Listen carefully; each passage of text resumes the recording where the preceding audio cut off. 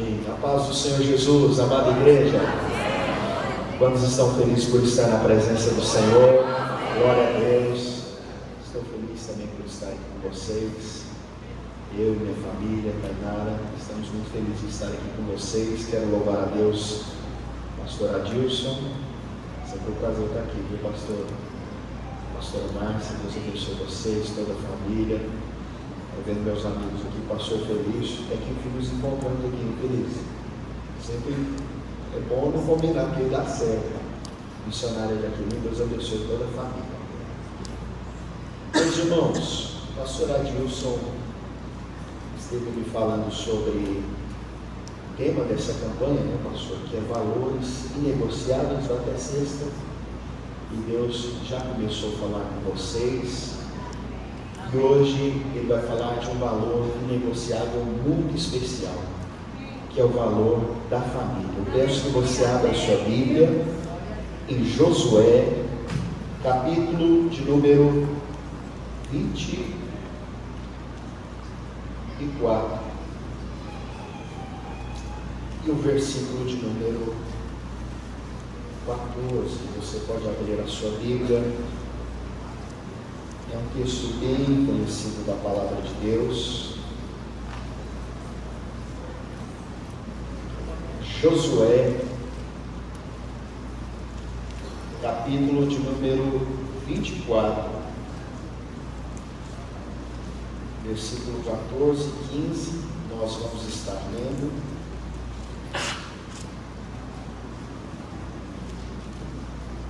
Aleluia.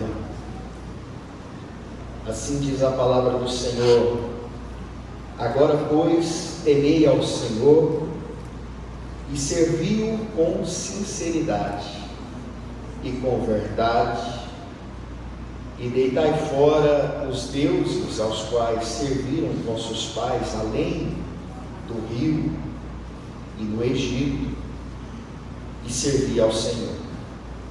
Porém, se vos parece mal aos vossos olhos servir ao Senhor, escolhei hoje a quem servais.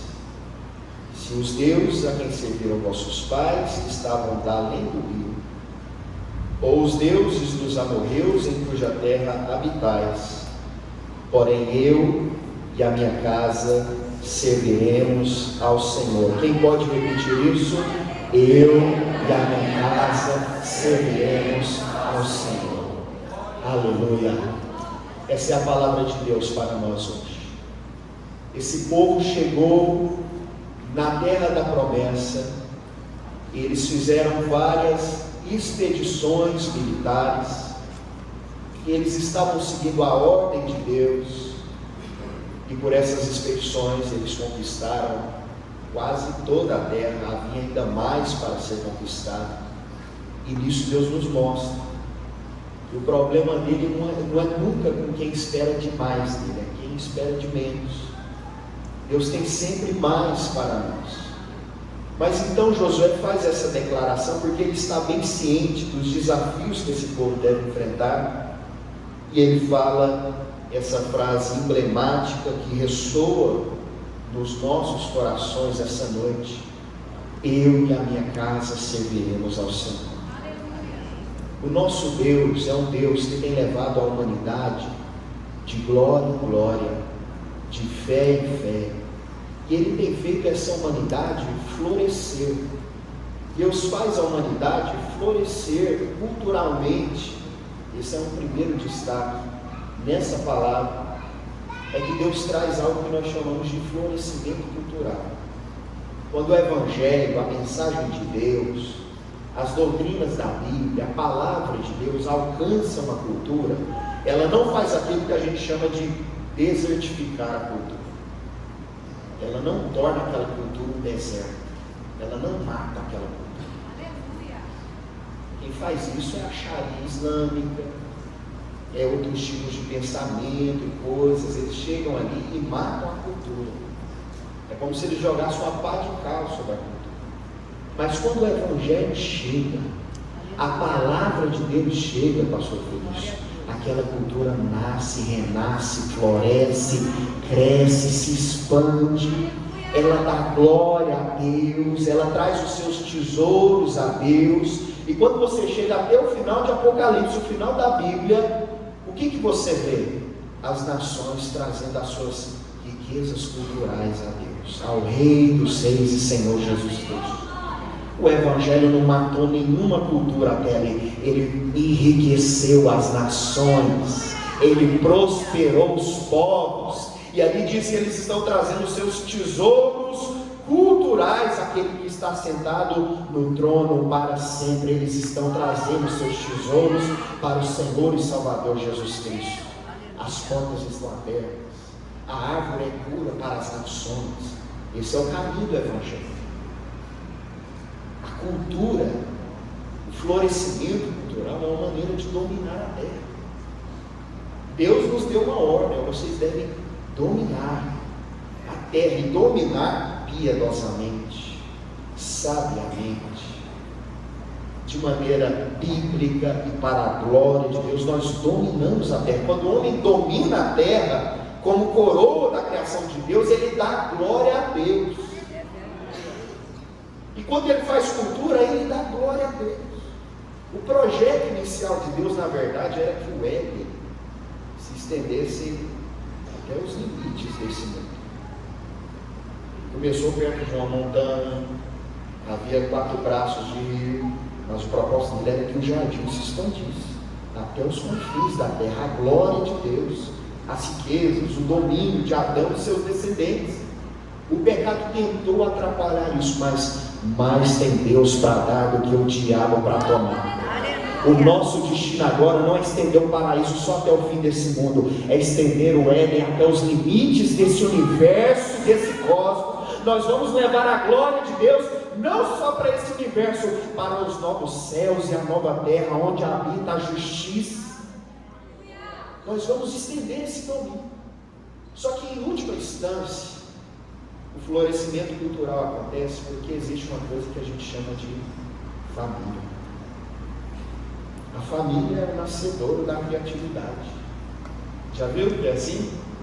Eu casei com a Tainara, falei: Tainara, você tinha uma cultura familiar, eu tinha outra, e agora nós vamos renascer numa nova cultura familiar. Nossa, não é desse jeito, pastor André, não é assim? Agora é a cultura familiar de você, da sua família. Isso é interessante, vai florescendo, vai abrindo possibilidades, novas maneiras de pensar, de fazer, de viver o Evangelho, a glória de Deus. Esse é o valor da família. As famílias existem para que esse mundo seja mais belo, mais próspero, mais criativo, e é por isso que Josué está tão preocupado diante da terra, mas confiando em Deus e dizendo: vocês precisam colocar a Deus na frente da família de vocês. É só assim que vai florescer de verdade. Temam a Deus e coloquem Deus na frente da família de vocês. Eu estava ali sentado e ouvi quando o pastor Adilson falou: nós vamos estar orando pelas famílias. E talvez você já reparou, sempre que você vai numa igreja evangélica, é por isso que você descobre que é uma igreja evangélica. Eles falam assim: nós vamos orar pela família. Aí você: já estou na igreja evangélica. Não, quinta-feira é oração pela família. Você: pronto, já estou na igreja evangélica. Mas por que esse apego todo falando de família, campanha de família, oração pela família? Eu vou te dar uma notícia: esse universo é familiocêntrico, ele gira em torno dessa ideia de família, e ela é inevitável. Sabe por que ela é inevitável? Porque o Deus que fez esse universo é desse jeito. Eu quero conhecer Deus, então você tem que estar preparado para ter os familiares. Porque Ele gosta de ser chamado de pai, gosta de ser chamado de filho, de espírito, e Ele quer ser o Deus debaixo do teto da sua família para os seus descendentes. Ele quer ser o Deus dos seus pais, o seu Deus, o Deus dos seus filhos e o Deus dos filhos dos seus filhos, e abençoar as suas gerações e ele fica nessa linguagem de família e de bênção para a família, porque é assim que ele fez o universo familiocêntrico. É familiocêntrico. É como se o centro girasse em torno de ideias familiares. É uma coisa que até assim, parece brincadeira. Muitas pessoas amam família, eu amo filhos, eu já estou no terceiro, já amo filhos. Não, pastor, eu não posso, por algum motivo, Deus sabe, não posso ter filhos, pastor. Estou se preparando, porque Deus vai arrumar algum filho da promessa para você. Paulo falou: Timóteo, você é meu filho na fé. Timóteo, Deus te deu para mim, porque esse universo é tão familiocêntrico que mesmo quando você parece não está girando na ideia de família, o destino arrasta algum filho para você, e alguém diz: cuida de mim, seja meu pai na fé, seja minha mãe espiritual, ou ore por mim. Deus te aproxima de alguém e fala: cuida dele, seja pai para ele. Abraão é o vosso pai, Sara. Pedro diz: as mulheres, se forem piedosas, seguirão sua mãe. Sara, ela é mãe dessas mulheres. O universo está arrastando as pessoas, porque o Deus desse universo, ele é familiar. Paulo diz lá em Efésios 3, no versículo 15, ele diz: eu me ponho de joelhos diante do Pai, no qual toda a família, no céu e na terra, toma o nome. No céu e na terra toma o nome. O que é isso? O que é isso? Esparramou agora? É pelo mundo invisível, visível, é por todas as partes.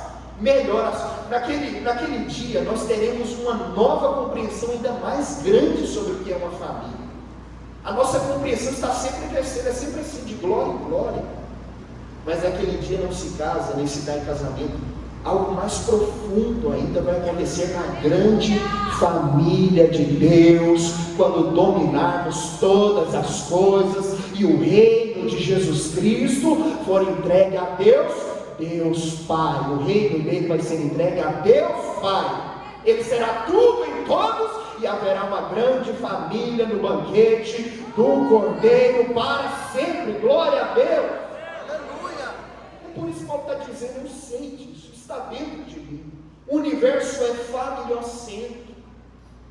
Agora, isso aqui, nós estamos falando de Bíblia, mas eu me lembro de uma tese.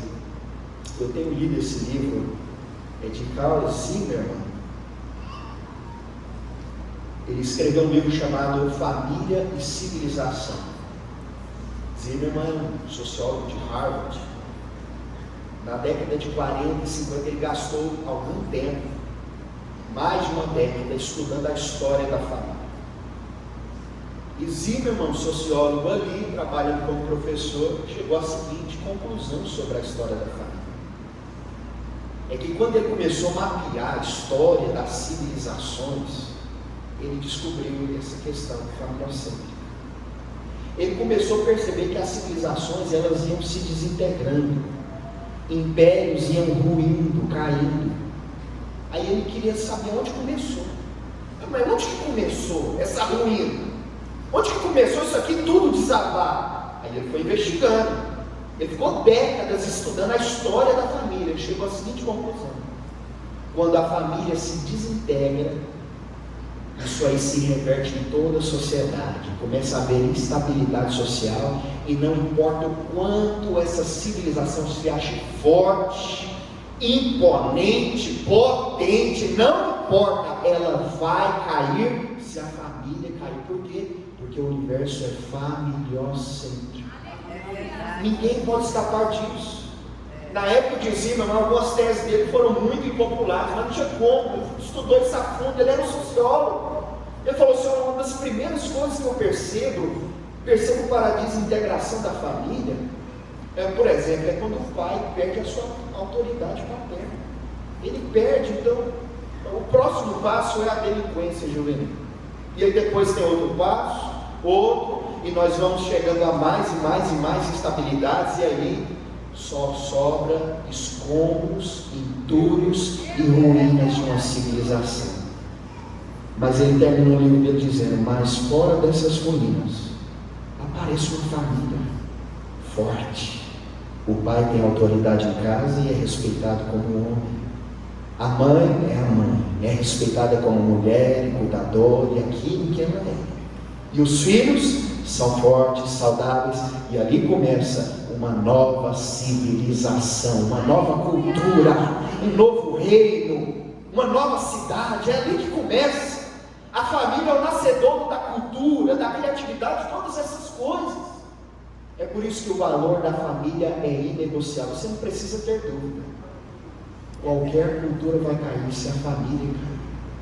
Mas você está aqui nessa noite para orar pela sua família, é para pedir: Deus abençoe a minha família, Deus abençoe as famílias do Brasil, Senhor, abençoe as famílias do seu povo, os cristãos. É assim que nós vamos vencer essa batalha.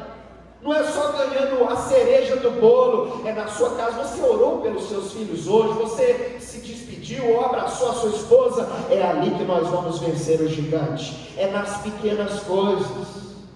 É verdade. Davi parecia muito pequeno, ele parecia muito pequeno, mas é as pequenas coisas que Deus usa. Eu quero as grandes. Não, se não for desse jeito. Não, você orou para a sua família? Não, eu não quero uma grande coisa, essa coisa de tratar bem, não é só isso, eu quero uma grande coisa. Mas essa é a grande coisa, a coisa mais maravilhosa do mundo, dizia Chesterton, é o homem comum, a sua mulher comum e os seus filhos comuns. Essa é a coisa mais maravilhosa desse universo. Você deveria valorizar isso, porque é assim que nós vamos vencer a batalha, é assim que nós vamos vencer todas as nossas guerras, orando pelas nossas famílias, abençoando. Josué falou: orem, abençoe, que Deus esteja na família de vocês, sirvam a Deus, temam a Ele. Ele sabia que era ali é o nascedouro de tudo, é familiocêntrico. Jordano Bruno Roberto, esse é um filósofo do direito, um filósofo da religião do Brasil. Ele escreveu um livro chamado Direito Familiar Tende a Desaparecer. É uma pergunta. Que as nossas definições de família, elas estão ficando cada vez mais sem critérios. São definições que envolvem amizade, zoofilia, qualquer outro tipo de coisa. Ele falou: olha, no futuro, se já está difícil definir o que é uma família, imagine as consequências piores de não se definir o que é uma família. O direito tenderia a se desaparecer, o direito familiar, na minha opinião. Mas nós estamos aqui baseados na palavra de Deus. É a palavra de Deus que define uma família. É aquele Deus tão familiar que nos deu todo o espaço para que as famílias no céu e na terra deem glória a Ele. É Ele que define o que é uma família. Ele abençoa a família, Ele prospera famílias. Josué sabia que esse era o caminho e essa era a visão. Para que as famílias tivessem espaço e prosperidade, elas deveriam temer o Deus de Israel. Então a visão dele não era só familiocêntrica, era uma visão monoteísta, centrada em Deus, teocêntrica.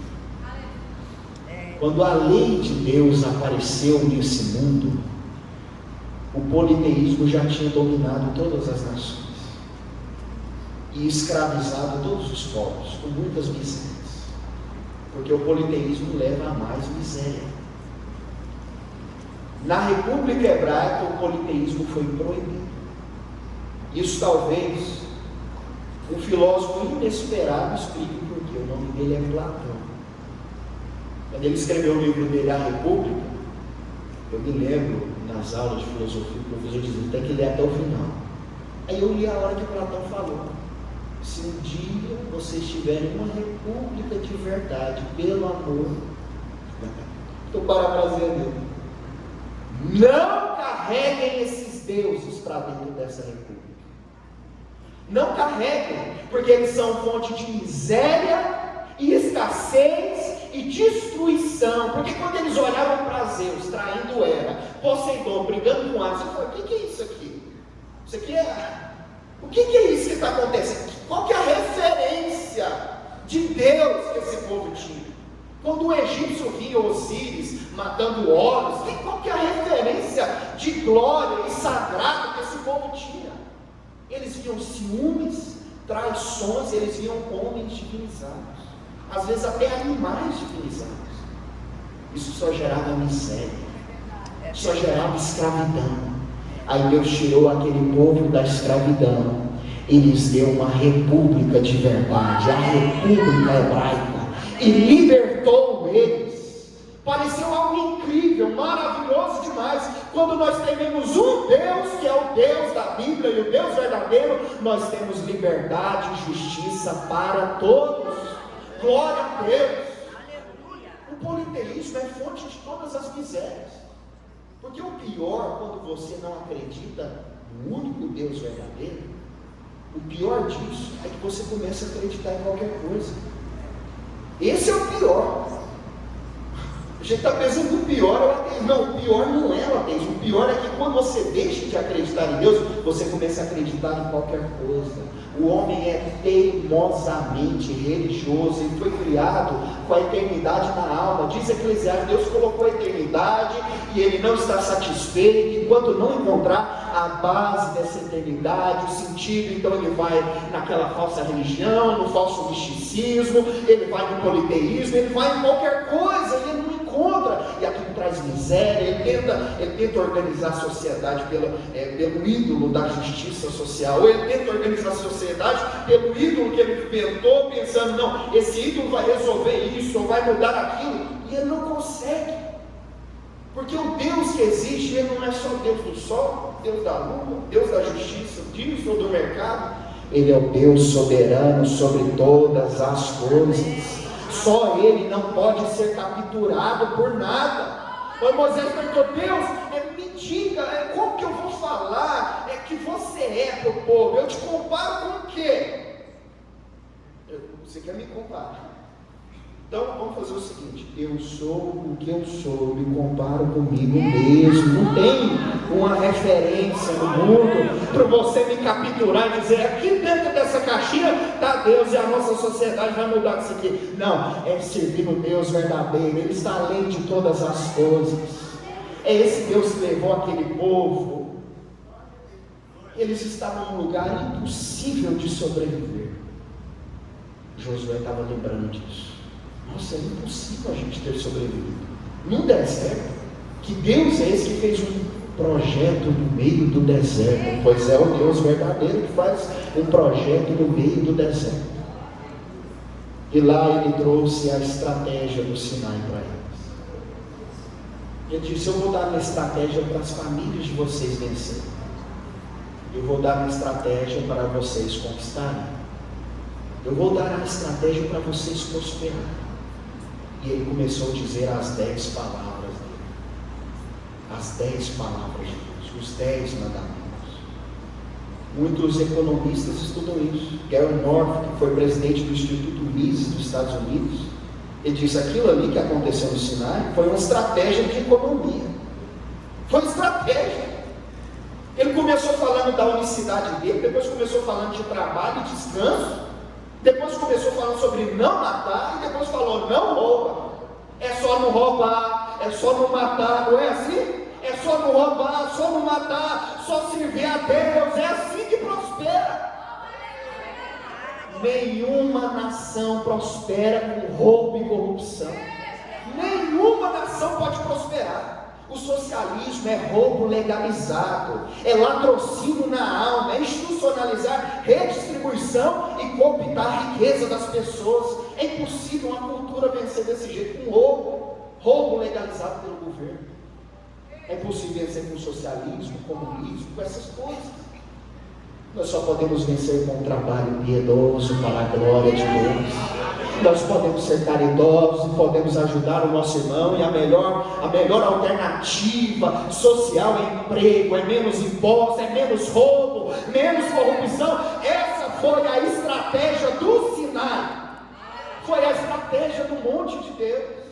E eles saíram de lá e eles venceram, eles começaram a prosperar e triunfar. E Josué disse, olha, não se apartem desse Deus, orem pela família de vocês, coloquem esse Deus na frente de tudo. Meus irmãos, ele disse aqui, escolham. É sempre assim que termina uma filosofia.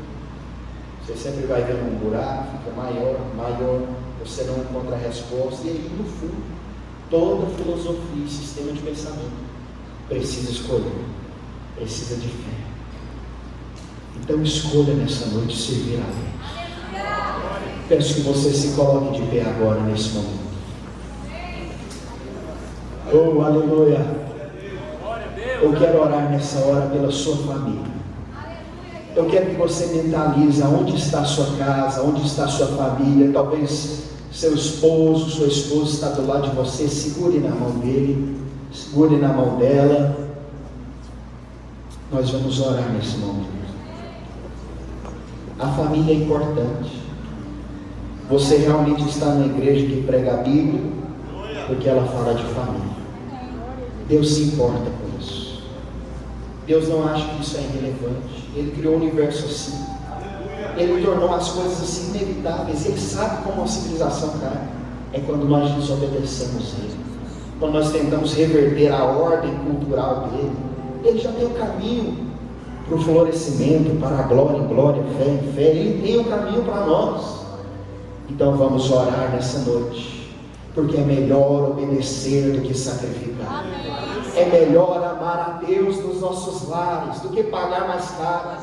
Sabe o que vai vencer o feminismo, o comunismo? Não são as grandes potências mundiais ou os grandes exércitos.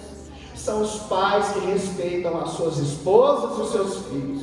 São os filhos que amam seus pais, que elogiam as suas mães, que digam: mãe, eu amo você e eu gostaria de te obedecer mais porque eu não mereço a senhora. É assim que a gente vai vencer. É assim que Davi vence Golias. É na pequenez para a glória de Deus.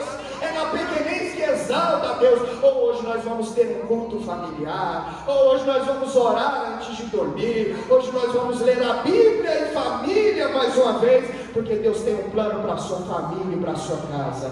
Levante a sua mão nessa hora, agora, para a glória de Deus. Comece a orar e apresentar a sua família. Oh Senhor nosso Deus, nós oramos pelo nosso lar. Nós oramos, nós cantamos essa noite, oh meu Deus, a nossa oração. Nós oramos pela nossa família, pelo nosso lar, pela estratégia de felicidade, de glória, oh Deus, de obediência que o Senhor tem para nós. Nós oramos pelas famílias do Brasil. Esse é um valor que não pode ser negociado. Depende o florescimento da nossa cultura, depende o florescimento da nossa economia, depende o florescimento da juventude, da adolescência, das crianças, dos homens, da honra e da glória dessa nação. Depende das nossas famílias dobrando os joelhos diante de Jesus Cristo, se convertendo ao Rei dos Reis, aquele que sabe como governar, aquele que sabe como prosperar, como avançar, aquele que está avançando sobre toda a terra, com o cetro que vai desde Sião. Oh Senhor, nós oramos e abençoamos todas as nossas famílias, todo o seu povo na terra, para a glória de Deus. Quem pode dizer: eu e a minha casa serviremos ao Senhor? Eu e a minha casa serviremos ao Senhor. Aplauda o nome do Senhor nessa noite. Que Deus te abençoe. Aleluia. Minha casa será uma casa de bênção.